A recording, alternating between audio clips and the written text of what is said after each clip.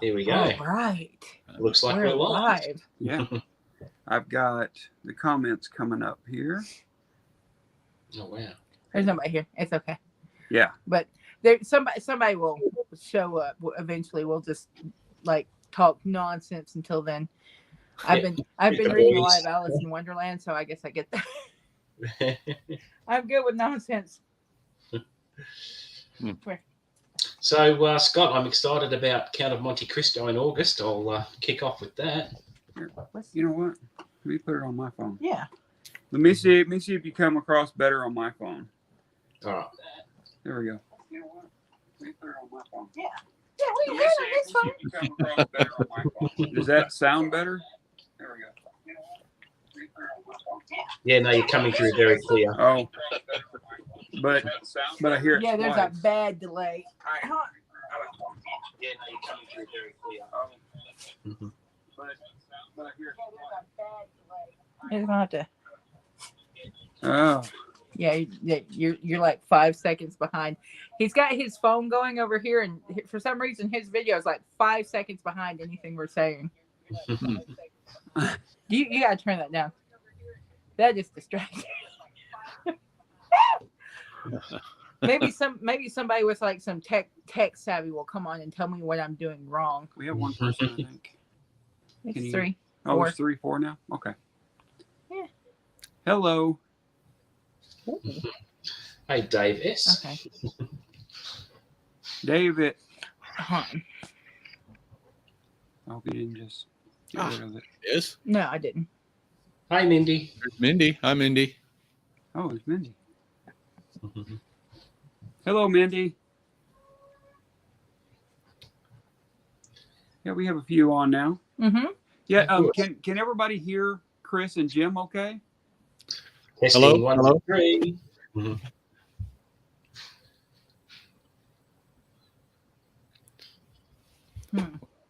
Yeah. Yeah. That's upsetting. Yeah, we've never had this problem before. Ever. Oh, have your clear as a bell, Clear. Dave said. Thanks, Dave. Clear the bell. Talk. Let me go get my earbuds. We'll just use my Okay. earbuds. Okay. Yeah, she's gonna get her earbuds. That way we can hear everybody speak and everybody can hear us and everything. So Sounds good. All right. okay, so Mindy, that sounds good on your end. Good. Thanks, Mindy. Yeah, Dave, thank you. Well, Becky's gonna get her earbuds. We're gonna talk. We're gonna listen that way, because we can't hear it very well. I guess we should have done this on my phone, which wouldn't have been a problem. But I won't say anything about Apple products anymore because Becky will just get pissed off at me. Technology, you gotta love it, don't you? Yeah. Do either one of you use Apple? Do you use Apple or Android? Android Apple. for me. Apple. Okay. Yeah, Becky's always used Apple. I've always used Android. Ever since I got my Apple, it was an iPhone 4. I've had issues with that. Well, I had issues with Apple. I had an issue with the 3GS, the 4, Oh, wow. and then another 4 that I got that I had issues with. So I just moved to Apple. But I think it's because I kept getting secondhand phones that nobody could get to work. I've never had a problem with mine. Yeah. Yeah, iPad, Becky hasn't iPhone, either. everything. Yeah. Until today. So yeah, she's gonna hook up her earbuds, and we're gonna try this. Tell me what it sounds like. You gotta untangle it. I had it untangled. Yes, it's untangled. Here. I don't know why I'm handing it. That's ridiculous. No. Okay. All right. Somebody say something. Hello. Testing, 1, 2, Can 3. you hear it? There you go. Yay! Oh, There we go. good. How stupid. Now. And you two are coming through very clear as well. That's great. Oh, fantastic. Now turn it up and see It's what up. we get. It is okay. That's as loud as it goes. No, it's not. It went louder. So cool. All right. Sort of. Cool. Yeah. So this is sort of a kickoff for February Fantasy Stories. I mean, we're 4 days early, I guess, 5 days early. Today's what, the 8th. 28th. So yeah, 4 days early. But we're excited about this thing. It is going to be a lot of fun. Yeah. We love fantasy. It's one of the things I grew up on, I guess. Right after mystery, because I read the Hardy Boys books. Chris, I think you said you read the Hardy Boys books. Those, I have. yeah, was it those blue ones that you read with the blue covers? Do you remember the covers that used to have the Hardy Boys written in the triangle? That sort of printing. Do you remember those? And Yeah. Yeah, I read all of them pretty much, and in my later years, I've started to collect the old Collins hardcovers. They're the blue, Yeah. not the blue hardbacks, but they're a little bit different. And it's going to be a lifelong challenge, I think, because they're very hard to find and expensive. Oh, yeah. They're actually I can find them at flea markets and stuff in this area. You know, charity shops, flea markets, all that kind of stuff. But they're always kind of expensive when I do find them. Like some people have them for $10, $12 each. Some more than that. But yeah, I can always seem to find the first 2 or 3, and then after that, they seem a little sparse and a little more expensive. You know, it's funny. I forgot to tell you. We were cleaning out my mother's attic the other day, and somebody and we came down with a big container full of like older, probably vintage Nancy Drew mysteries. Really? Oh, wow. Yeah. Yellow with the yellow covers? Uh-huh. Oh yeah, those are the old ones. Cool. I love those Yeah. books. And with Yeah, me, I read those too. with the Hardy Boys, I'm very particular about them all matching, so it's going to make my job even harder. So to find it Yeah, all. yeah. You know, Jim, what was it that got you started, Jim? I'm TV and movies all the way. I wasn't a reader as a little guy. So, Okay. you know, whatever was on, I watched. Yeah. Steve Donahue says the same thing. He wasn't a reader until he was in like, I think early high school or mid high school, something like that. Yeah, Then he had a teacher that got him into it. Oh yeah, that'll do it. I started in junior high. Hey, Okay. Noah. Okay. Yeah. I started. My mom started reading to us. She read us all kinds of stuff, and then I always saw her reading. She was always reading Gothic romances, which are not as popular anymore. But man, back in the 80s and even late 70s, when I remember watching her, those things were everywhere. You could see Gothic romances everywhere, and they had a little fantasy involved in them, and had some, some of it was a little dark fantasy, because they were, Gothic. Yeah, they were Gothic. They had ghosts and they had castles and things like that, and she just loved them. I'm here for it. Yeah. So what got you started reading? It was both for me. I've been a reader since I was 4 years old. And one of the very first children's books that I remember was The Paperback Princess, which was all about a princess who got kidnapped by a dragon and she saved herself, which was it appealed to me as a. So you started with fantasy early. Yes, and then movies like Legend came along. Princess Bride.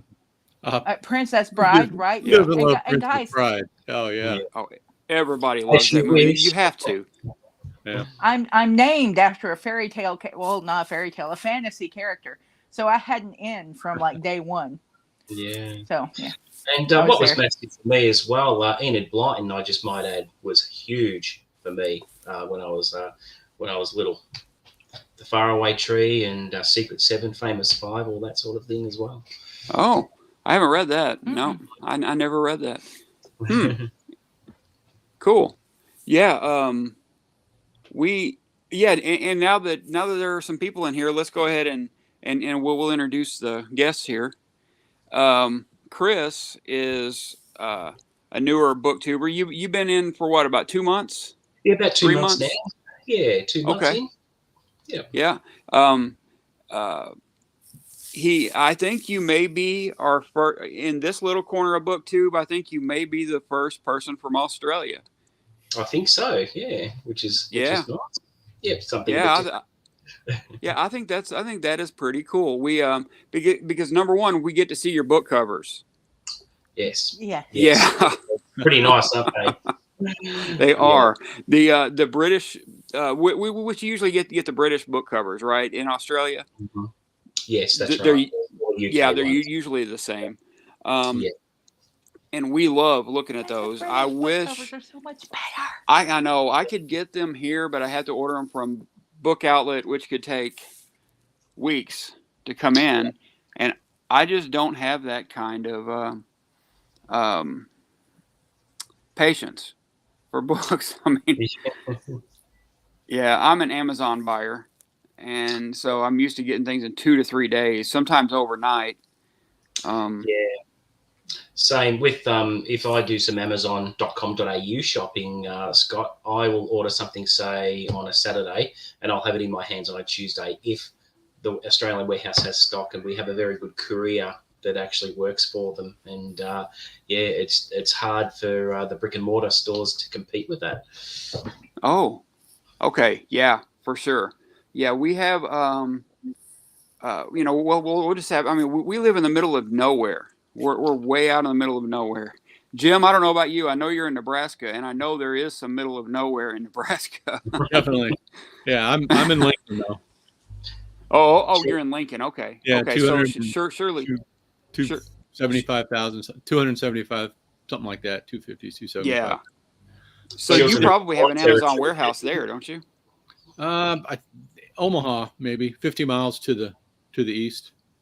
Okay, Probably. yeah, So that's about how far like away. us, yeah. Yeah, ours is about 50 miles away, but I mean, again, we live 50 miles in the middle of nowhere. So we're 60 miles from Atlanta. Yeah, about that. Yeah. Yeah, straight north of Atlanta. Yeah. Geological oddity. We were. Yeah. I grew 2 up. weeks from everywhere.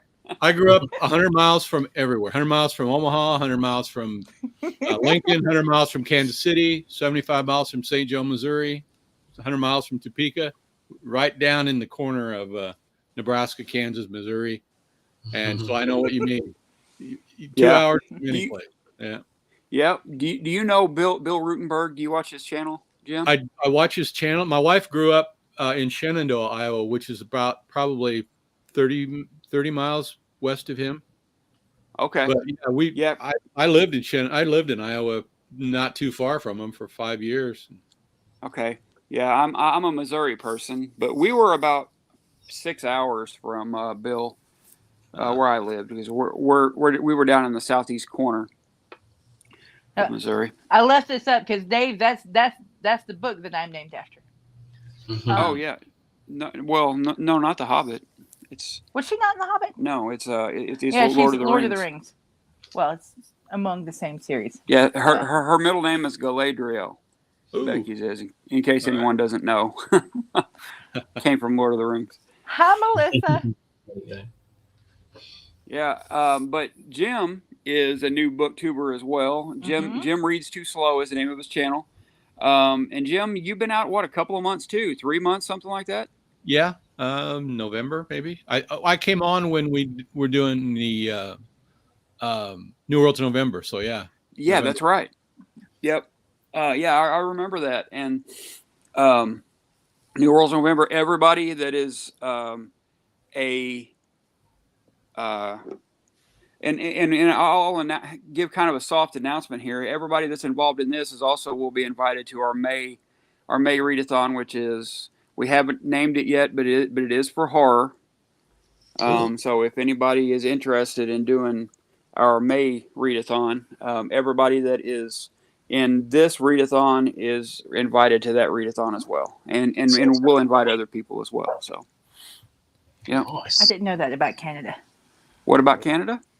It says we get a good mixture of American and British book covers here in Canada. Best of both worlds. Yeah, that's great.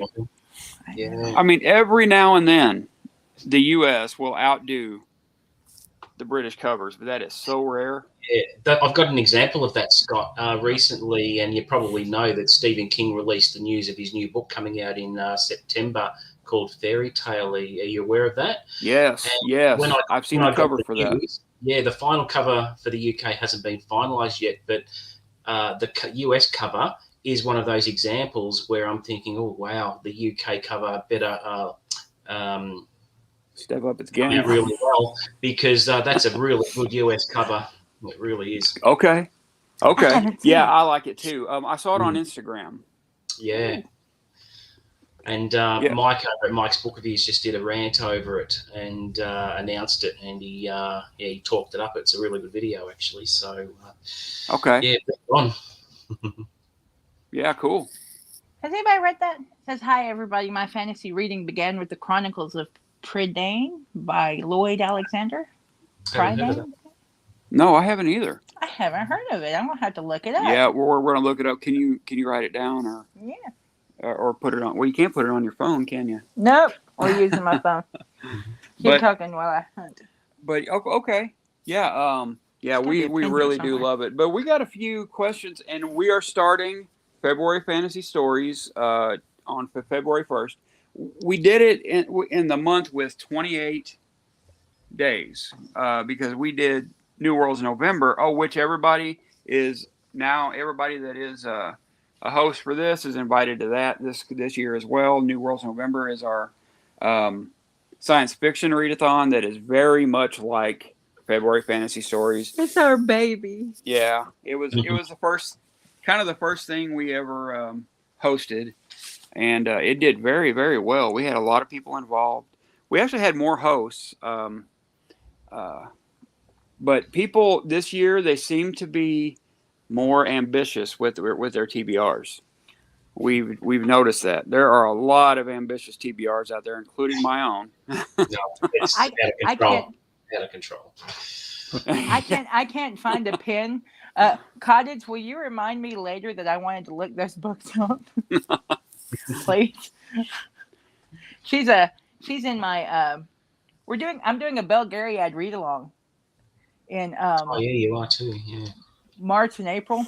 And yeah, she's gonna be doing it. I'm excited. Yeah, it's gonna be fun. I can't do it. I'm not gonna have time. Because like I said, well, and now from Chris's TBR got really ambitious like a week ago too. Yeah. I've actually added a whole new genre to everything, so I'll be delving into classics. And I mentioned in the video that I didn't appreciate it enough as a kid. It was forced upon us that some of the classics, like The Outsiders and a few others. Exactly. And, it's an experiment as an adult how I feel about those books now that I've all grown up and aged a bit. And in fact, I just finished Of Mice and Men last weekend and just hit me for 6. It blew me away. Fantastic. Just amazing. So I'm enjoying the journey, and it's just going to increase my TBR tenfold, unfortunately. So very busy times. Yeah. That's what I'm doing with the Belgariad. I read it when I was 13 or 14, and I wanted to read it now as an adult because my taste in books have changed so drastically. I want to see if I love it as much as I did when I was a teenager. I really have no doubt that you will. I love the Belgariad. It's you can take a drink on camera. It ain't gonna hurt anything. There you go. But yeah, and we're starting February Fantasy Stories February 1st, and I have made a TBR just over the last 3 or 4 days, and I'm doing short stories. Almost all short stories, except I am going to read the first book of this right here, the Earth Sea Quartet. Nice. And Jim, you are too, right? I read that. I read the first 2 back in last year. I'm ready to go into the third one. Oh, okay. I'm doing some of the prequels, I guess. Some of the short stories that she wrote about it. Okay. About Earth Sea. Chris, what are you reading week 1? So week 1, I've gone with Narnia, The Lion, the Witch, and the Wardrobe, which is going to be revisiting Narnia after 40 plus years. So oh wow, yeah, it's going to be a trip down memory lane for sure, and a really good short book to ease me into it. So I'm going to enjoy the ride for sure. So 40 plus years, there is no way you are old. You are as old as I am. Yeah, I'm getting you on. Yeah, you look so much younger than I do. Oh, I don't know that. I'm Very 46. I'm 47. I got you Okay. both beat. No way. Yeah. So there- Yeah. He aged better than me. It must be the Australian sun or I doubt something. I'm 39. I am very proud to take the youngest one here, like trophy. that. Well, maybe. I don't include I don't include the people in the comments Oh, okay. because it's my face on screen, Okay. Well, and I'm determined. Melissa may be the youngest one. Hi, Melissa. Yes, I know, but yeah, Jim was talking about reading the Earth Sea. the prequels and Yeah. stuff like that. We were talking about that the other day. We were thinking, what do you think about doing that with like the big books? Because we were talking about reading prequels to well-known and well-loved books, so that you have a good idea of who the characters are before you ever start the main work. Well, I've already started it, so I'm going back to read. Well, what I'm reading is the word for unbinding. It's in her Wynn's 12 Quarters collection, and that's she just kind of sets the stage for the Earth Sea. She kind of gets started with it, gives it a place, you know. And other than that, I don't have a problem as long as it's the person who wrote the big book who writes the Yeah. Right? Do you think it adds to the experience as a whole? I can't say that I've ever actually done it, but I think that it would. I wouldn't have a problem with it. Yeah. We were talking about, there's a booktuber named Matt Wall, the Paperback Junkie. I don't know if either one of you have ever watched him. Okay, yeah, you have, because you were in New Worlds November, and Matt was as well. But Matt wrote a series of books about a detective, and a really cool detective. I cannot think of his name right off the top of my head, but really, really good stories. And the first thing I read by him was a novel that I really loved. It was called Dead Dame on the Sidewalk or Dead Dame on the Floor or something like that. But then I went back and I read some short stories, wishing I had read the short stories first, because it added so much to the world. And there are a ton of short stories out there.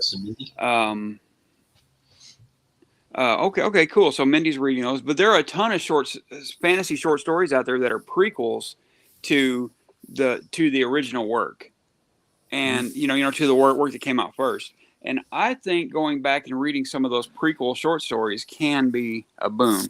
It can give you a little more context to the stories, kind of like what we're doing with the Future History Project right now.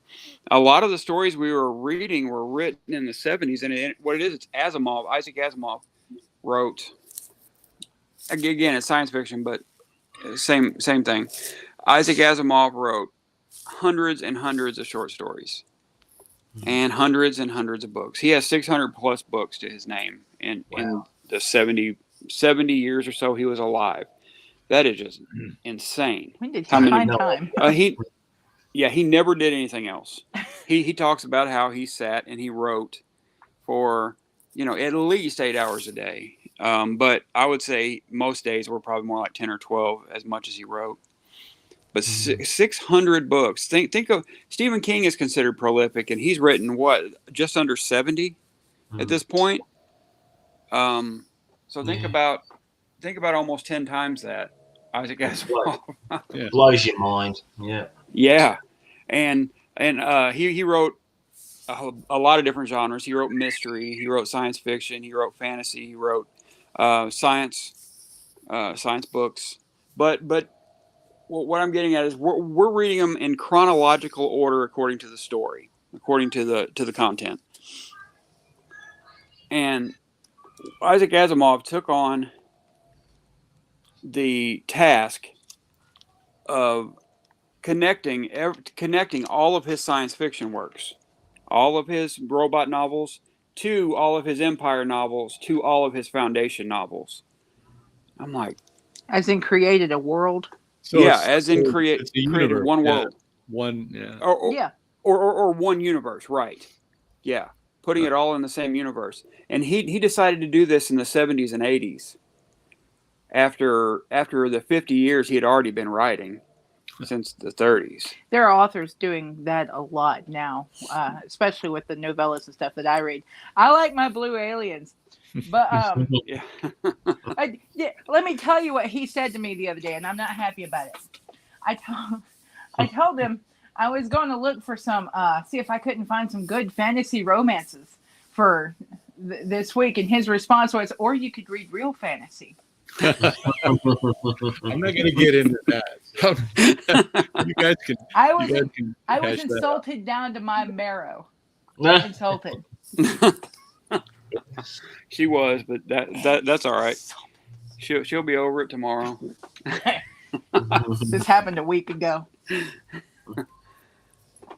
Just saying. But yeah, It's fine. I don't yeah, care. yeah. But week one. Let me read what I'm gonna read. I have to go to my notes on my phone. I should have written these on some paper, or put them on one of my other.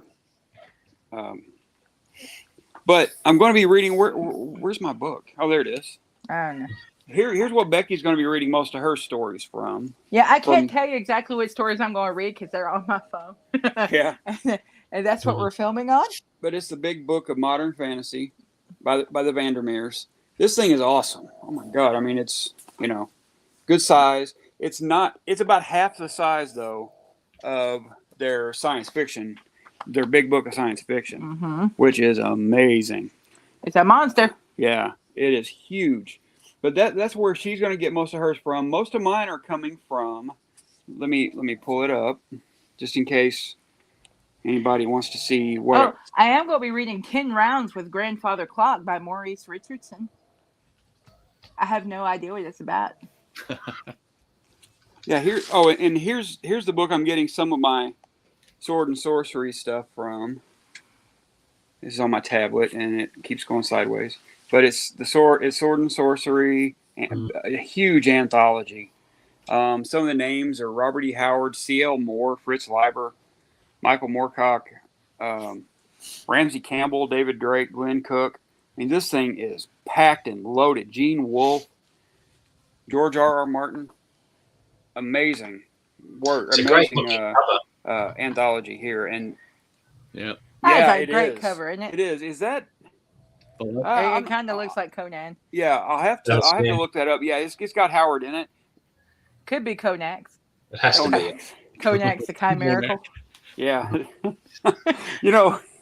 There were all types in the 70s, 60s, and 70s, all types of Conan clones that came out. Like tons of them. John Jakes was Konax. Konax the Chimerical. That's Yeah. my favorite. Because I like saying the word chimerical. Yeah. Let me see. I've got my. Yeah. Here's another book I'm going to be getting some of my stuff out of. Let me get to the cover. That's the problem with reading books on a tablet. I don't just read books on a tablet, but for this week or for this month, there's a good chance most of my stuff is going to be. Now that's a good cover. Yeah. I believe that's from Astounding or something. Mindy, might I suggest like a D&D 20-sided die? And you can like make a list of books you might want to read and just like roll. Just make a game out of it. I think that would be really in keeping with the theme.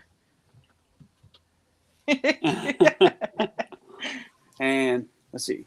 The year's best dark fantasy and horror 2016. It's stuff like this that I really enjoy looking through. Hey, Brandy. Oh, I'm going to have to get in on that. Yeah. But no matter what he says, I have a great romance series I'm going to use for my Dark Week because it's dark. Haha. It's based on Alice in Wonderland, which is fun, I think. And Brandy, you're only fashionably late. It's fine. But yeah, See, I have good ideas every once in a while. so what's everybody reading for week 2? I'm actually reading Conan the Conqueror, actually. So it's a nice short one. Nice. And I haven't read Conan before, so that'll be a first for me. I got the Yeah. Phoenix on the Yeah, Sword for week 2. Oh yeah. Yeah, I saw that on your. Also Conan. Yeah. I believe that was on your video, wasn't it? Your Yeah. TBR video. Yeah, I found some of the original. Okay. The original Robert E. Howard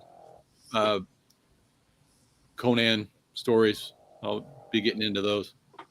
Yeah, good. Okay, cool. Week 2 is Sword and Sorcery, correct? Yes. Yeah, I've had. For anybody who's interested, there's a great website. It's called freebooksy.com.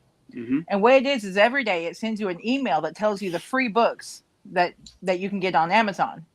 They're It only gives you a few a day. Yeah, but every day it changes. It's it'll give you the books that are just free for that day. All right, yeah. And it caters to your specific taste. You can pick what kind of books you like. And so I found a book on Free Booksy that's about dragons and magic and like that. And I'm excited about it because I actually found a book on Free Booksy that I'm going to read for that week. Yeah. And if anybody's interested in spending a little bit less, that is a great way to do it. Get Kindle Unlimited, which is $10 a month, and it is, number one, it is unlimited. I couldn't live without Kindle Unlimited. Yeah, Becky uses Kindle Unlimited daily, Yes. just about. I should jump on and that. reads 30 books a month probably from Kindle Unlimited. Yeah. It's really good, and you'd be surprised at some of the stuff that shows up on there, like the first books of new series that you might want to pick up, like of a James Patterson series or something like that. Sometimes it is on there, and you can read it before you buy it, or however you would like to do it.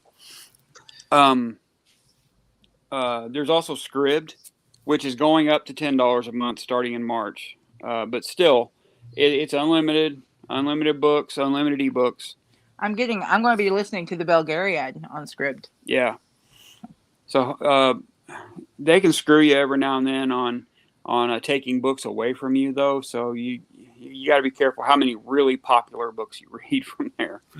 But Scribd is really good. So we get tons of stuff like that. Brandy, you rebel, you. There's also a lot of good stuff on Gutenberg. They've got a lot of some of the classic sci-fi and I haven't looked for fantasy, but I'm sure they have some of that too. Yeah, I'm gonna Lord Dunsany.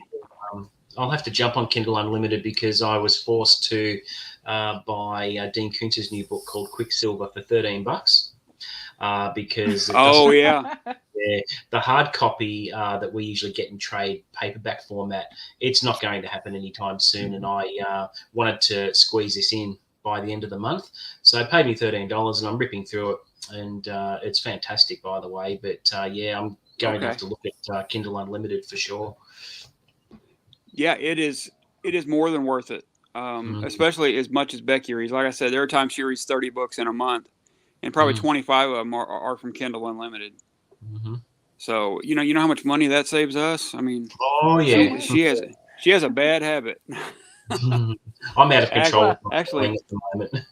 Yeah, The Witcher could probably bad is relative. Cover all of the categories, couldn't it? Very smart thinking. Yeah, that's what I was just thinking. She thinks she's being a rebel, but The Witcher covers the sword and sorcery. The dark. It covers the dark. You got on either end. You don't really have the urban. No urban, yeah.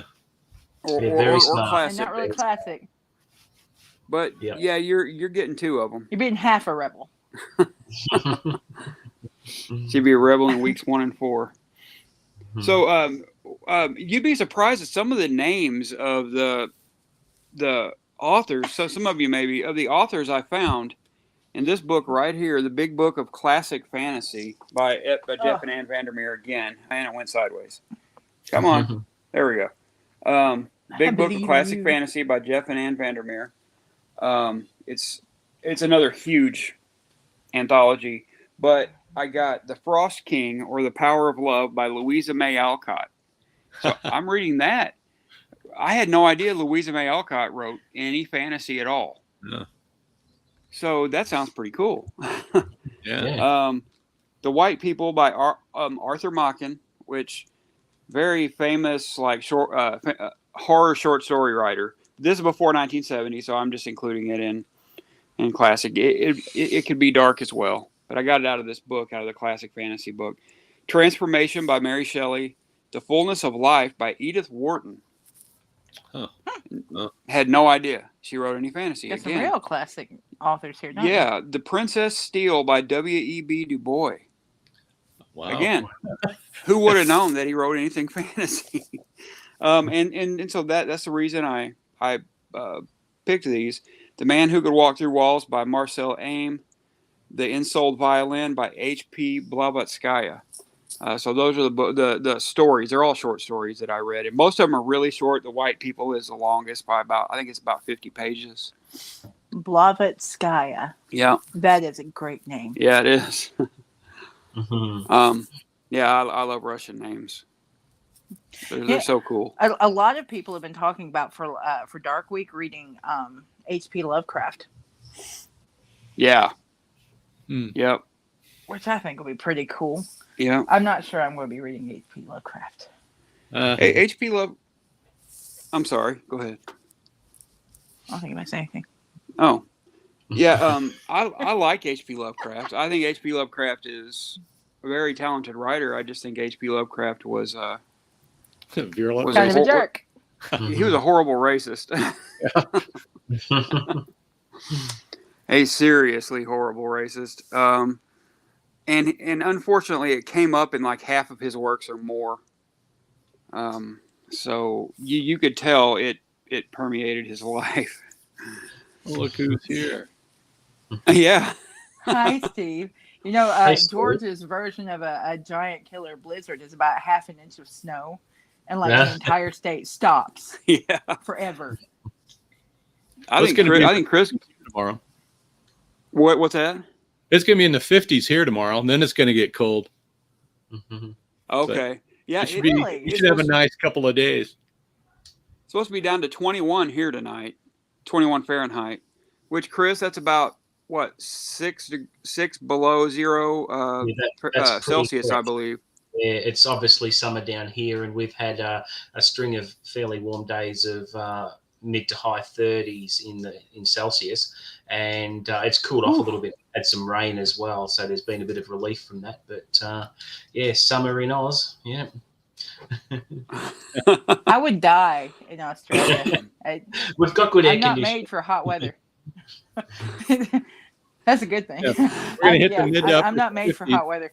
Yeah, we've got split system air cons in the room, so it's pretty comfortable. Yeah. Yeah, mid to upper 50s there, Jim. Yeah, and then next week we're going to have a high of 14, and it's going to snow. Wow. This weather is nuts. It's all over the place. Yeah. Midwestern stuff is strange a lot. Like I said, I'm from Missouri. I'm from the.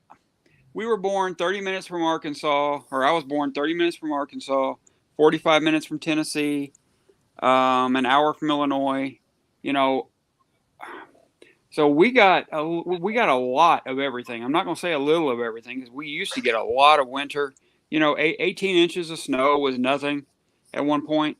110-degree days was nothing in the middle of summer. My mom is still there, and she still gets that. You know, 108 to 110, and it will be there for a couple of weeks. 90% humidity. Humidity is a lot higher down there too. Yeah. Oh, it's terrible. We have 80% humidity here, but yeah. There are days here we get 80-90% humidity. Wow. And that's water. You just walk out to your car and you drown. Yeah, that's actually what it feels like. How's the humidity there, Chris? Yeah, not too bad actually. It's a fairly dry heat that we get mainly.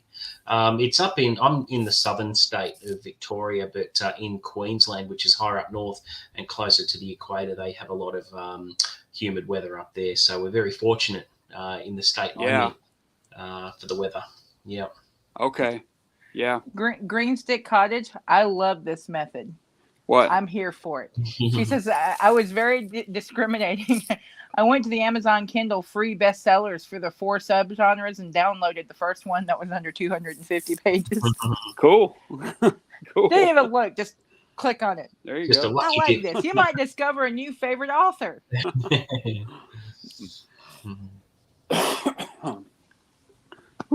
Goodness. Yeah. A little under the weather with my my allergies. It's winter. Yeah. How are you having allergies? I don't know. You are too, or you were. Well, but this is me. I have allergies 100% of the time, all year round. Never stops. Yeah. Well, in a little news, I went to the doctor 2 days ago. I had a test run, and because what was it? An echocardiogram. Yeah. Well, no, I mean 2 months ago during February or during New World's November. I was pissed because I had to go to the doctor in the middle of had to go to the hospital in the middle of the 3rd week and spend a week there. So I had to miss a week of our own event. But it come to find out I was in congestive heart failure, which is a terrible thing. You know, it can be life ending for a lot of people. Well, they put me on medication. I've lost like 90 pounds. You hit 90 pounds. Eating the right things, got off salt, got off of carbs. I have to drink less water, which sucks because I love my liquids, but you got to do it if you're in congestive heart failure. And I went to the doctor 2 days ago, had an echocardiogram, and kind of find out my heart is nearly normal now after 2 months. So feeling a ton better. And as long as it stays like this, I won't have to miss any time for February Fantasy Stories. That would be nice, not to have to miss our own event. Yeah. But come to find out, I went to the doctor, or I went to the hospital 6 years ago, and I had been in congestive heart failure for the last 6 years. Nobody told me. And nobody told me. Nobody at the hospital gave me that news while I was there. We had to look back at the records that we didn't get at the time. Yeah. And come to find out, I had been in congestive heart failure for 6 years and had no idea. So I'm pretty pissed off about that. I might look into a lawyer and see what I can do. Yeah, wow. Yeah, I think it went. Yeah, he could have got started getting healthy a lot earlier if you'd have known. Oh, a lot earlier. I should have anyway. Yeah, I should have anyway. Well, I kind of did because the 90 pounds hasn't come off in 2 months. You know, that's come off in about 6 months. Because I was doing the ketogenic diet, and I was losing a lot on that. I was only eating once a day. You know and so through that 4 months, I lost 50, 55 pounds, something like that. But now that I know what to do, it's coming off even faster. I feel so much better. Yeah, thanks everybody. I appreciate that. Diets without salt suck. Yeah. I'm kind of doing low carb also, and okay. I don't get enough salt. So I got to make sure I get enough salt, or my legs start to cramp up in the night. Becky has that so bad. Yeah, we know what that's about. It's ridiculous. There's just no in between. Either you get too much salt or you don't get enough. Yeah. Yep. There doesn't seem to be an in between there. So I get less than 1,500 milligrams a day. I don't even come near that most of the time. I have almost 0 for breakfast, and then the next 2 meals I add some, but not a ton. But I feel tons better. I still get 26. Wow. I still get busy. 26 below here in Southern Ontario. Dave is a popsicle. 36. Wow. 36 below wind chill. Yeah, we have some friends in Manitoba, and they've been that's actually about as cold as it gets in the world. I think is Manitoba, Canada. They're right outside Winnipeg, and it's about that, Dave. So sometimes it gets to about 60 below, something like that. 60 below zero. Hey, Yep. Sean. That makes me want to break out in hives. Just think about being that cold. No, I give it to me, but I'll take that over 105 degrees any day. Any day. Oh, I'm not disagreeing there. Yeah. But hi, Sean. Cool. Yeah, I'm excited about this fantasy event. I really am. Yeah. It's gonna be great. It is. I think it's going to be loads of fun. You were talking about the prequels, the Dresden Files. That the book of short stories by Jim Butcher has, I guess, the prequel to those. He says it's not very good, but that's kind of why I got that book. I was interested in getting this. It's called Yeah. Side Jobs, isn't it? Yes, Yeah. it's my book, week 4 one as well. Yep. Okay, cool. Yeah, I knew somebody had picked that. I couldn't remember who it was. Let's see. So it's both of you. Cool. Let me pull up my Sword and Sorceries. So far, I've only got 5 short stories chosen. Well, Jim Butcher would be urban, wouldn't he? Urban, yeah. Okay. I was confused. Yeah. Sorry, go ahead. No, that's all right. It's easy to do. But yeah, I'm picking 3 Conan stories, which are the Shadow Kingdom, Red Shadows, which is also has Solomon Kane. The subtitle of that story is Solomon Kane. Rattle of Bones. Those are all Conan stories. And then I'm going with The Unholy Grail by Fritz Leiber and The Stages of God by Ramsey Campbell. So I'm really excited about reading some Ramsey Campbell. I haven't read him since I was a teenager. The guy has written horror for a really long time, but I didn't realize he had written some Sword and Sorcery as well. And I have a whole book that is Ramsey Campbell Sword and Sorcery stuff that I'll have to show when I do my week 2 video, my week 2 video. Yeah, we're gonna have some videos coming out this weekend that are gonna be from somewhere other than here. We're house sitting this weekend, so. But and we're gonna put our TBRs and stuff up this weekend. 105 is spring weather. Yeah, you're in Arizona. Okay, yeah. She's in the desert. Yeah. All right. Yeah. I lived in Arizona and it was not that hot. Yeah, she lived on top of a mountain. Yeah. I see. And it was cold. Sounds like Alpine. Oh, is that in Arizona? Yeah, that's on top of a mountain. Okay. We get a lot of. It's down in the south too, which is weird, and they get a lot of snow and stuff up there. I guess we lived in the Verde Valley, so we were right between Phoenix and Flagstaff for 3 years. So it got. Yeah, we lived. Go ahead. Whatever it was in Phoenix, it was 10 degrees cooler where we were. Nice. Yeah, we lived in Pine Top, Pine Top Lakeside, for about 2 years. And to travel to the valley, we lived about 4 years. 4 years. It felt like 4 years. We lived about 4 hours away from Phoenix. And to get there, we'd start at the top of the mountain and we'd be in layers. And as we traveled down to Phoenix, we'd start taking layers off. So we'd be bundled up when we left home. And by the time we got to Phoenix, we'd be in tank tops and shorts. And then when we went back up, we'd just start putting clothes back on as we're driving up. It's the craziest weather. I loved it though. It was so pretty. Yeah, So I bet it was. But I haven't read the Dresden Files short stories. I've read like the first 4 or 5 books, and I loved the Dresden Files. He wasn't a fan, but he's not a huge fan of urban fantasy, which means urban fantasy will be hilarious. No, because I'll just read some urban fantasy that came, like Sean D. Standfast is doing. I'll do urban fantasy that came out 80 years ago. That's cheating. No, it isn't. It's not urban anymore. It is urban. Everything that was It takes urban place- then is no longer urban. It takes place in cities. It's all retro now. No. It was urban then. Totally cheating. Urban fantasy, you're full of crap.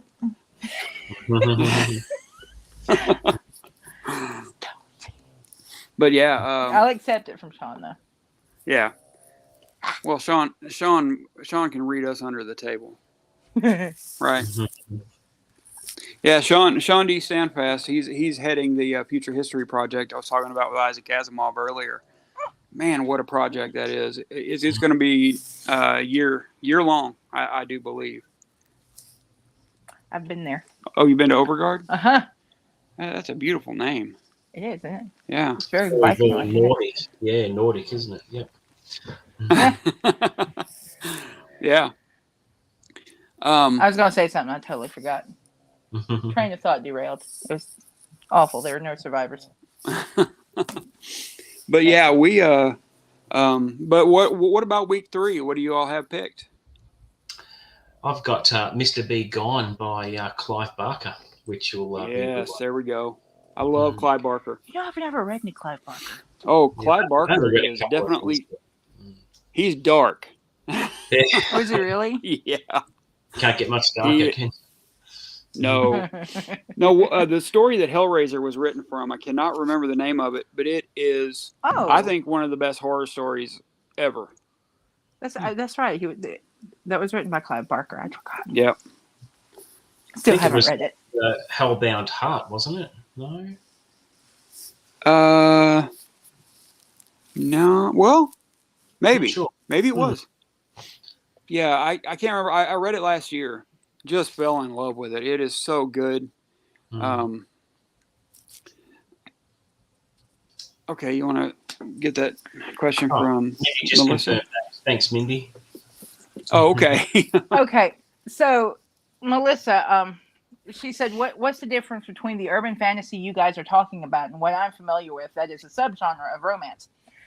Basically, urban fantasy is it's fantasy that occurs in an urban setting. If you've ever read the Dresden Files, he's a wizard in modern day regular old mundane. Where is it? Chicago or Yeah. Oh, Chicago. It's magic and mysticism and monsters in an urban setting, and a lot of romance novels are urban fantasy. Kim Harrison has a lot of urban fantasy romances. Carrie Armstrong. Basically, there's a lot of smut out there that's urban fantasy. I'm here for it, man. But yeah, the subgenre of romance that's urban it's urban fantasy, and it is perfectly acceptable. I don't care what he says. For urban fantasy week. I like to give you shit. I Don't know you worry do. about it. I know you do. Yeah, I don't have anything against anything Becky reads, in case anybody's wondering, and I don't have anything against Southerners either. I just like I like to make jokes because I've been a Southerner now for 16 years, so I just like to make jokes. I think Southern jokes are funny because I'm one of them, and we had somebody call me out the other day, rightfully so. I was kind of nasty to Southern Americans, and I shouldn't have been. So I will stop with that. It's because I've given you a pass for 17 years. That's all there is to it. But yeah, all right, Jim, what did you choose for week 3? Several months ago, everybody was talking about Elric. I guess there's a new edition out or something. Yes. Some of the books, and so I thought I got kind of interested from that. So I was going to read the first novel, Michael Moorcock's Elric of Meldimonay, something like that. Yeah. And it's short. I think it's under 200 pages, something like that, maybe. Yeah. But I'm going to go with that one. Yeah, I might do that one with you in week 3. I don't have my TBR for week 3 yet. Trying to do it. I'm trying to get to it, but I'm reading arcs now, and doing reviews of arcs, and so it's taken a lot of my time to do my. And then so after this arc, I'm finishing my last one tonight. After that, I'm not doing it again for a month, so I can concentrate on my February fantasy stories, my future history project, and I'm also reading a book called Gargantua and Pantagruel by Yeah, it's a big old book. And you're reading that Lincoln book. Yeah. You have it, Jim? I used to have it. I don't think I have it. Somehow along the line and all the moves, I lost a lot of my books, and that was one of them. Yeah, it's by Rabelais. Yeah. It's 1,000 pages long, and I'm reading it for February with Sean D. Standfast, and I'm reading that along with about 25 short stories and a couple other novels, and it's going to be a busy month. Now, I would say no more like 40 short stories I'm reading in the month of February, because I'm reading at least 5 short stories a week. Yeah, well, Hoppy. February is the 100th anniversary of the publication of Ulysses. So I had been planning on reading Ulysses in February. Oh, wow. Oh, starting it anyway, and I wanted to read the Odyssey along with it. But we'll see how that works out. I'm going to read the Odyssey, Jim. It's on my list for this year, so that'll be good. Yeah, I saw that, Chris. I saw that was one of you were wanting to read. I need to get to the Odyssey very soon. I just can't this year as much as I want to. I have like 30 other books I would love to get to this year that it's just not going to happen. As we all do. Yeah. I actually have about 500 books I'd like to get to, but that's just not going to happen. I've read the Odyssey. I think I read it. Yeah, I read it in high school. Mm-hmm. Okay. Yeah, I read it once in high school and I read it once in college, and it didn't change for me at all between college and high school. Yeah. I apparently didn't grow that much as a reader between those times. Another cracker I've got for this year is One Flew Over the Cuckoo's Nest as well. I've never read that. Cool. Yeah. I read that as a kid as well, but don't remember much about it. Mm-hmm. Mindy, you have to tell me if you actually do the D20 thing. I love that idea. D20s. Mindy, do you play Dungeons and Dragons or anything, or have either one of you guys ever played D&D? Never. No. I would say for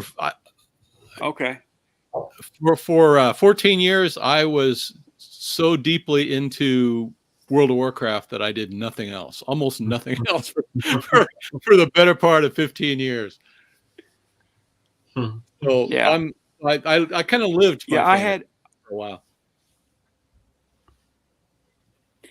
Jim, do you remember Everquest?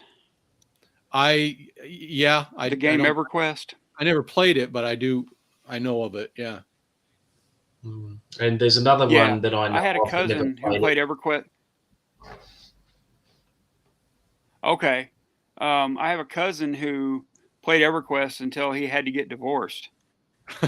He actually got divorced because he never got off the computer. He would sit and play on his vacation and never do anything else. What? Like he would sleep maybe 3 or 4 hours a night, and so that's it. Kind of that held the marriage together a little bit. Oh yeah, sure. Yeah. Becky and we played Final Fantasy 11 together, and still play Diablo 2 together. Yeah, and still play Diablo 2 together, which they just re-released. We don't do it as much as we used to, though. No, I had to give it. I wasn't doing anything else. Yeah, it takes over your life. I'd go to work, come home, get on the game. Yeah. Yep. They'll take over in a hurry. Here's another book I wanted to show you. It's from a really cool company. I guess DMR is the name of the company, and it's can you?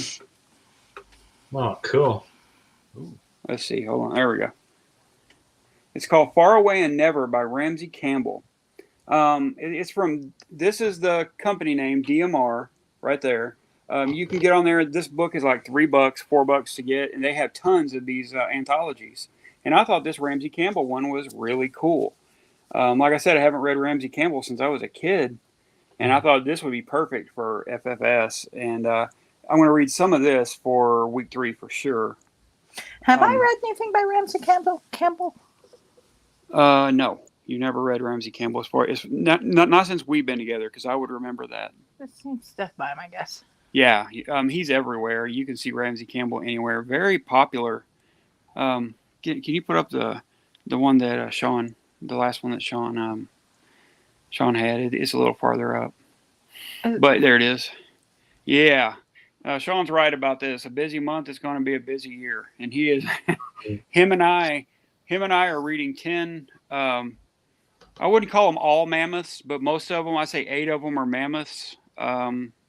One a month, and we're going to read something different in March and July, maybe something like that. But we're going to read a lot of them together, and it's going to be cool. So if anybody wants to join us on that in any of these reads, like we're doing the Count of Monte Cristo in, I believe, July, we're going to do Les Miserables, I think, in September or somewhere like that. Or the Count of Monte Cristo, I think, was August. July was the Three Musketeers. Yeah, it's funny, Scott. In a previous video, I mentioned the longest book I've read is probably The Stand or It, and with the Count of Monte Cristo, we're going to have a new winner this year for me. Oh, I know. I know it's like 1,300 plus. Things a brick. Yeah, I'm going to make sure I get the proper unabridged edition as well. I'm going to be reading the Penguin Black Label Classic one. I think. Yeah, which is that is the one to get. Yep. Yeah. That's the one I'm reading as well. Yeah, they sneak those abridgments in on you if you're not careful. They will. I have the Count of Monte Cristo in one of these Barnes and Noble books. It's behind all this. Have you got the same one? Yeah, it's behind all this other crap. Yeah, and I've got it's kind of like this. This is the Bleak House, but it's kind of like this one, but it's abridged. It's whereas I was like, there's no way this can be abridged. It's 1,000 pages. And I'll show you this one. Bear with me, guys. I'll show you my copy. Okay, cool. Hey, there's Paradise Lost. You were looking at the other time. Paradise Lost can suck it. This is mine. It's not going to be. That's right. That's the yes. Barnes and Noble one with the beautiful end papers and just fantastic. That's gorgeous. I love those books. I've got. Yeah. Let's see. I'll show you a couple of the ones I have. I have. Here, can you show that? Ooh, I've seen that one too. Yeah, that's lovely. Yeah, I got that for as a Christmas gift one year, and in March for March Mystery Madness, I'll be reading quite a few stories from this right here. It's the complete Sherlock Holmes. These are just beautiful. They are lovely, aren't they? Yeah. Yeah, and they're well put together. Oh yeah. Which surprised me because at $25 US, I find this to be a bargain. Yeah, well, my Count of Monte Cristo, the one I just shown you, that cost me $38.50 Australian, which is very reasonable considering they usually cost around $50. So yeah, I would say that's probably similar to 25 US. Yeah, with the exchange rate. Mm-hmm. Yeah, beautiful books though. I just love these. Oh, and this one will be for May. I'll be reading a lot of the stories from that. This is another one of the Barnes and Noble classics. I mean, just gorgeous all the way around. Yeah. So mine's the first one I've bought, and then it becomes addictive, and you want to buy more. I think they're bringing out in September the Indiana Jones trilogy in the leather-bound edition. Really? So I've heard. Well, I can see Michael K. Vaughan, something he's going to have to buy. It's definitely going to be those. He's a big Indiana Jones fan. Yeah, and of course, that's why. So all right. So what about week 4? I know you all have some books picked out. Yeah, what are we doing for urban fantasy? I know it. Jim, you're reading the Jim Butcher, right? Didn't you say that? Same with me. Yeah. The side jobs. Yeah. Okay. Now he's got another short stories too. That kind of is at the time he came out with Side Jobs. Was it that was kind of between all of the stories that he had at the time, or all the books, and then he's written several since then. So he's got another book of short stories too, and they all take place between the novels, which is kind of that is pretty cool. Okay. See, Yeah. you would love that kind of stuff. Oh yeah, sure I would. You need to get back into Jim Butcher. I think you'd enjoy it. I'm not the biggest fan. It's not Jim Butcher. It's urban fantasy. It's just the urban fantasy genre that I have a little bit of trouble with. I actually like some of the female authors, like Kim Armstrong, or no, is it Kim Armstrong? Carrie Armstrong. Carrie Armstrong. Kim Harrison. I actually like some of their stuff even a little more. It seems darker and even a little more violent and disturbing than I do the Jim Butcher stuff. It's not that I think it's poorly written. I think it's very well written. I think he's a really good writer. I think part of it that turned me off of it were the audiobooks. I thought the audiobooks were horrible. What was the name of the guy who read the audiobooks? He played Angel. He played Angel in the Buffy the Buffy. Vampire series. James Marsden or Yeah. Marsters? James Marsters. James Marsters. I loved him. I thought he was great. Not me. I But do not like the way the guy talks. So he's a lazy talker, and so it's like he just kind he of doesn't matter have of a fact. whole lot of inflection. He just kind of matter of factly reads it. And Spike, not Angel. Thank you. Spike. Okay. Yeah. Yeah. And I think he is awful at. I think he's a fine actor. I just think he is really not a very good narrator.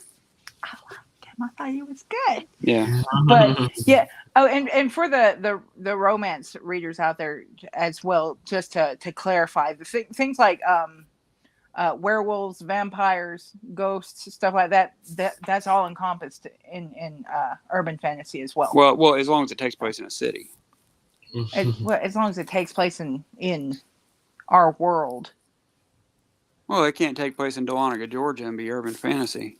Dahlonega, Georgia is a city. No, Dahlonega, Georgia is a village. It's a city. It's got a town hall and churches. It's a city. Okay, well, it's got a lot of churches, that's for sure. You can't throw a rock without hitting a church. No. My mom, she lives in a town of 7,500 people, a little town called Dexter in Missouri, and there are 75 churches, 80 churches, something like that, in that one little tiny town. So there's a church for every 100 people in that little town, and they're all different. I mean, you've got Catholic, you got like 4 Pentecostal churches, you got Church of God of Prophecy, Church of God, Church of Christ, Church of Latter-day Saints, you've got Kingdom Hall, everything.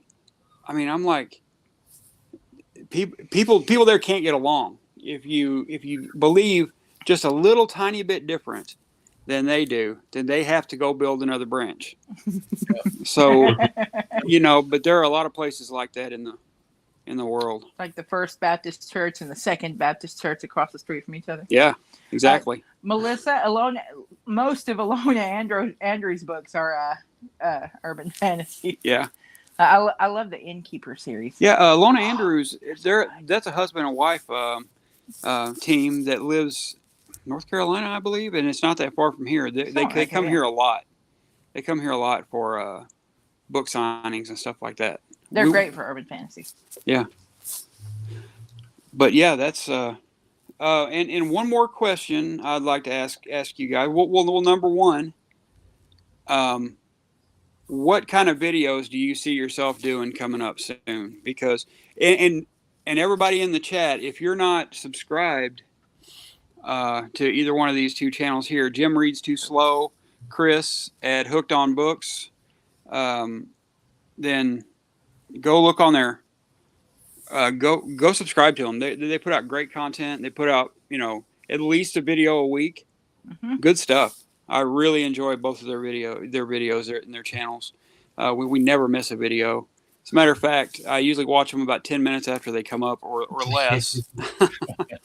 I do my best. So yeah, go subscribe to their channels. I think you'll really enjoy their content. Mm-hmm. But what kind of videos do you have coming up? With myself, I've got actually this afternoon or tomorrow, depending if I finish Quicksilver by Dean Koontz, I'll be doing my January wrap-up, and then I'm not doing my Feb TBR until midweek, the first week of Feb, because I've got to wait until after my birthday, then I can nut out what my TBR is going to be, because I can say my TBR now, but that will change depending on what I unwrap and whatever comes in the mail. So that's a bit up in the air, but they're the two immediate videos I'll be doing. I also want to do a book news on Lee Child's new book. I'll put that up as well. There's an excerpt I can read online and display the US and UK covers and stuff like that. And but that's the immediate future. There are some videos coming from me. Okay, yeah, and anyone who doesn't know, Chris does a lot of thrillers. Reads a lot of thrillers and quite a bit of fantasy stuff like that. And so there, there's a lot of that content. And this year he's adding in a bunch of classics. So yeah, it's going to be a good year. It's going to be a good year. Yeah, it is. All right, Jim, what about you? Well, I just finished Wise Blood this past week, which I kind of read at your suggestion and several others. Yeah. And it's nuts. That book is, isn't it weird and crazy? Yeah, and Flannery O'Connor is a different writer. I mean, you gotta approach her completely differently. So I might. Yeah. Go ahead. I'm sorry. Doing the Flannery O January, those stories, and so I'll probably do a wrap up and maybe a little bit more on Wise Blood, because it was just so funny. It was the thing. Yeah.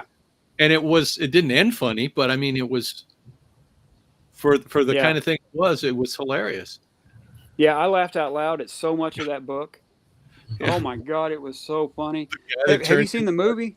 I have not. I wanted to finish the book before I did that. So the movie is not half as good as the book. It's okay. But, it's all right. It is different. But the book is just so good. You can't beat Flannery O'Connor for weird short stories. Oh, yeah. Yeah. I read several stories too, which. Yeah. Like I say, you got to know what you're getting into when you read those short stories, because, the people you think are bad guys aren't bad guys to her. Yeah. Things like that. It's upside down. Reading that story, reading Wise Blood, if I had known she was Catholic, I'd be like, there is no way. There is no way this lady is Catholic. But now that I know, I see it in the book. Yeah. But if I hadn't known, there would have been no way that I would have gotten it. That's kind of like when everybody learned that The Lion, the Witch, and the Wardrobe was Christian allegory. Yeah. Yeah. Well, had no idea when you read it, but once you learned and thought back on it, you're like, oh. Yeah. Yeah. Which is fine. I mean, I don't care one way or the other. As long as something's well written, it's worth reading to me. It's timeless. Yeah, it is. It's a timeless story. It is a great story. But yeah, I love Wise Blood. No, I'm sorry, Jim. You got more to say about? Well, no, I read The Violent Bear It Away earlier in the month too, and that, it's it's totally different and kind of the same. You know what I mean? At the same time, the story, it's all about salvation, basically, and that's the number one thing. So, and that's where I get the person that you identify most with, you hope takes this kid under his wing, is the bad guy, you know, for no other reason that he has, he doesn't, the whole salvation thing. I mean, and Wise Blood, the part that got me was when the landlady walks in on him and sees that he's wearing the barbed wire around his chest.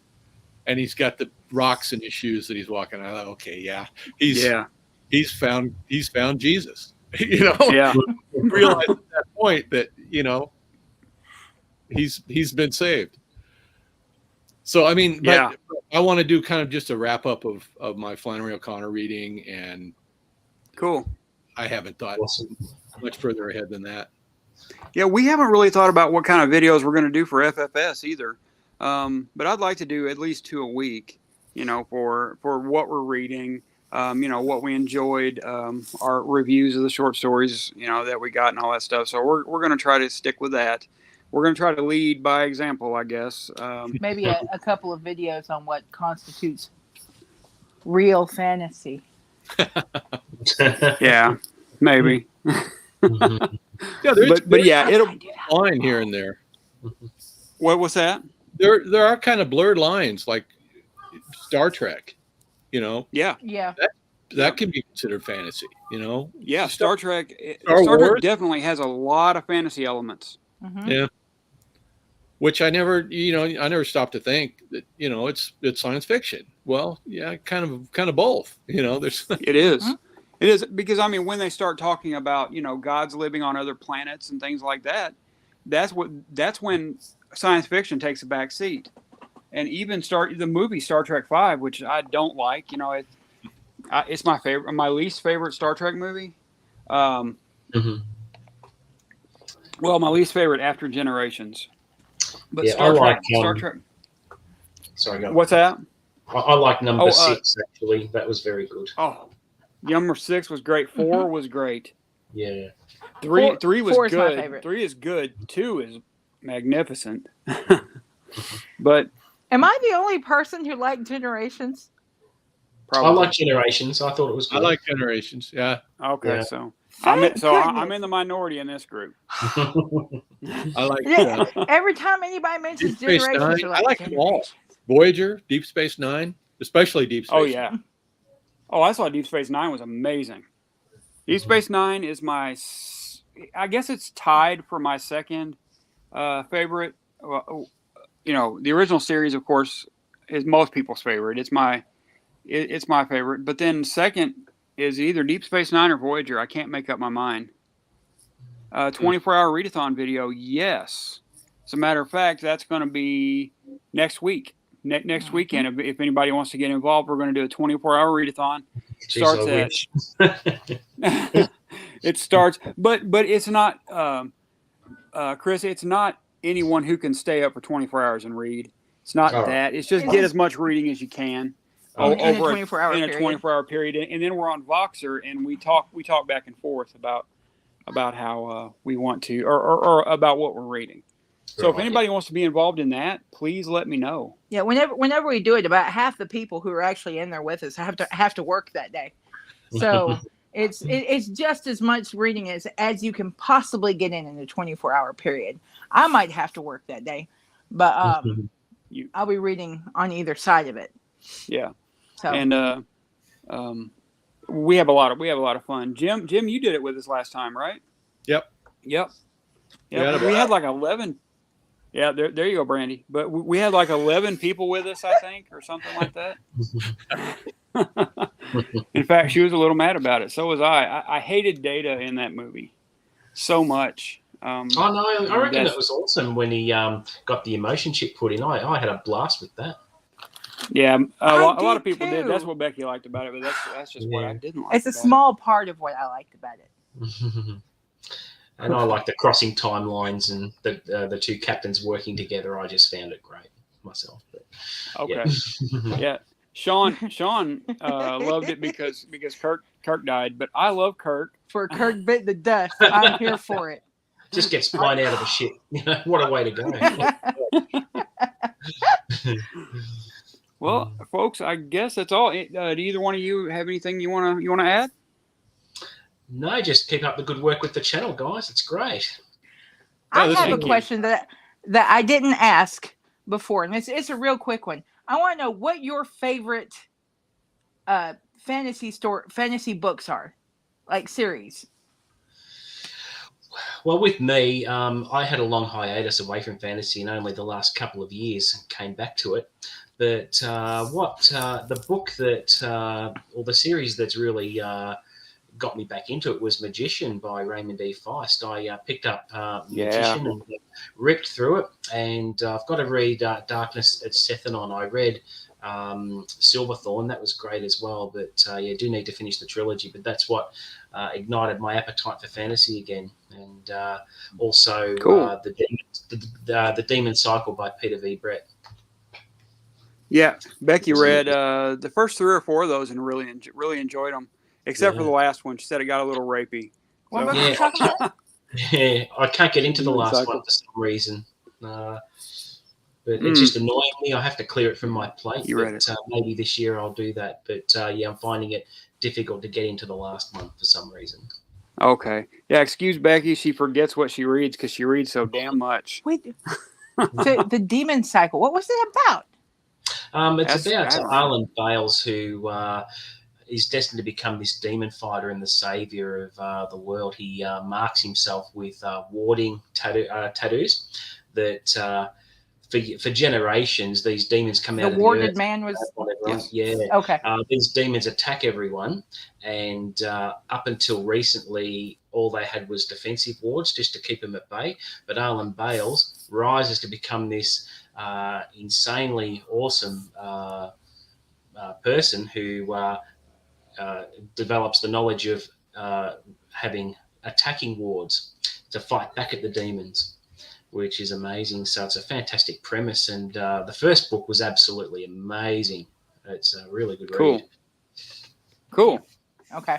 I remember that book. Jim, what was your favorite? You can't beat Lord of the Rings. I mean, I Oh, read that for sure. Chronicles of Thomas Covenant. I read the Shannara series, but I got started with The Hobbit and Lord of the Rings, and yeah, that's that. Yeah. I judge everything from that, so I guess that'd be the one. And Yeah, so here's Dragonlance back in the day as well for me as well. Here's my Lord of the Rings and the Hobbit series. Becky Yeah. got me this. Becky got me this for my birthday. I've showed it on here like 5 times, and I can't show it enough because I love this little set. The thing about them is they look like they may be fragile, but they're not leather. They're vinyl. Are they the Folio Society ones, Scott? What's that? That's the Folio Are they the Society. Folio Society ones? Let me look. I don't think so. Let me see who put these out. I just finished The Hobbit, and you can't even tell it was red. I mean, this thing is in perfect condition. You can't damage these things. You could put them in your pocket, and they would be just fine. This is from Houghton Mifflin Harcourt out of Boston and New York. Houghton Mifflin, really? Yeah. Nice. Houghton Mifflin, yeah. Yeah. They did like half of my college textbooks. Yeah, I think Becky paid about $60 for this set for me, but this is worth it. Beautiful. You know, 60 US, probably about 90 Australian, I would think, something like that. Yep. 70 to 80 Canadian. You know, funny story. I read the Hobbit and the Lord of the Rings. I actually listened to them on audiobook, and it was it was when they were cassette tapes. Oh. And we had a long box. It looked like a card comic book, a comic box. You know how you have those long boxes that your comic books go in? It looked like one of those, and it had like 18 cassette tapes lined up in it. Oh wow! Yeah. For the audiobooks. Oh, good times. Yeah. It was great. Yeah. I don't know about the Deathgate cycle, Mindy. Who wrote that? Yeah, Melissa, I'll definitely put their channels in the description. Yeah. Just in case you can't find them, they'll be in the description when this comes out. So, yeah, anybody who wants or anybody who is in here, yeah, go subscribe to these two. They have great content. And what and it's not like 10 videos a day, just like us. We do a couple videos a week. Yeah. What's your favorite fantasy story? Oh, my favorite fantasy book? The Hobbit. Mm-hmm. Yeah. Seems to be I don't think you can beat. I don't think you can beat The Hobbit. It is so joyful. Puts me in a good mood. Mm-hmm. But another thing about The Hobbit is it's darker than what people think. And it's because it's broken up by so much fun. Yeah. I think mine's the Belgariad. Yeah. The Belgariad by David Eddings is so good. It is I would say it's not really a clone of Lord of the Rings. It's a little less of a clone than say the Shannara series. It follows the heroes. But it does follow the hero's journey just as close as Lord of the Rings. Yeah. Does. I think that's why people compare them so much. I just started The Eye of the World, and Oh, yeah. I'm about a third through it, and you can definitely see Lord of the Rings. Oh, yeah. I don't think anything. I don't think any it's fantasy could come everything. out. Yeah, I don't think there could be fantasy anymore that is not somehow inspired by Lord of the Rings. Yeah. I mean, even if it's modern day, seems completely different. There's something about it that has been inspired by Lord of the Rings or the Hobbit or the Hobbit. It's because the Lord of the Rings has kind of outlined our idea of fantasy. Yeah. It's formed our idea of fantasy. So we're all going to hearken back to it when we can. I think. All right. Well, we're gonna get out of Yeah. here. We still got to go to town at 9:00 at night. So. All right. Yay! But it's about the only time to go to the grocery store around here. Nobody's there, especially during a pandemic. You don't want to go when it's just packed. Especially in Georgia. Yeah, especially in Georgia. Nobody wears a mask around here. It's same way. They don't believe in them. Oh, is it? It's all a hoax. Yeah, or it's over with. Yeah, and you don't need to worry about it. Exactly. Yeah, we hear all that too. And Nebraska. Yeah, we will. Bigger spikes in the country right now. Oh, really? Yeah. Wow. Everybody. Yeah. Somehow Georgia was over. Somehow Georgia doesn't. I don't know. Somehow Georgia doesn't, and I don't understand it. I mean, well, I think there are a lot of people who are just. Never mind. I'm gonna stop talking about the South. That's here. So. Very good. Yeah. Appreciate it. But hey, thanks for having us on. It's been a blast. Yeah, this was a lot of fun, guys. Thank you so much for coming on. We'll have to have you back on. Yeah, absolutely. Anytime. When something new comes up, we have our horror thing coming up in May. That I kind of soft announced. Let's get on here for that as well. Just on that, Scott, with the horror you're planning, can you read pretty much anything you want, any length, or? We're still coming up with all that. Because I was just going to say, you can actually. The thing is, you can actually read anything you want. As Brandy is doing. Yeah. Yeah. Well, here's a bit of show and tell. I've actually got something here that I'll show in my book haul, but you can have a sneak peek. I might do this one and save it for May. I've seen the movies on Netflix, and I thought, well, I want to read the book first. And a long story on how I actually got hold of this, which I'll put in the video. But that's something I'm itching to read. So yeah, Adam Neville's great. Yeah. Cool. Cool. All right. So just to reply to these, Ice Planet Barbarians. And yeah, that's whenever any hint of snow is hinted at, the first thing people do is get their bread, their milk, and their eggs. Oh yeah, and their shotgun shells. And their shotgun shells. Like if you watch one of our earlier videos, you can hear people out here shooting machine guns. There's crazy people out here eating milk sandwiches, I swear. Yeah. But anyway, that's it. Thank you so much for joining us, Jim and Chris. Thanks for having me. Thank you. Awesome. Thanks for having us on. It's been great. Yeah. Yeah, we had a great time. Thanks, guys. Yeah. We'll see you all soon. Sure will. All right. Good night, everybody. Take care. Bye. See you later. Bye.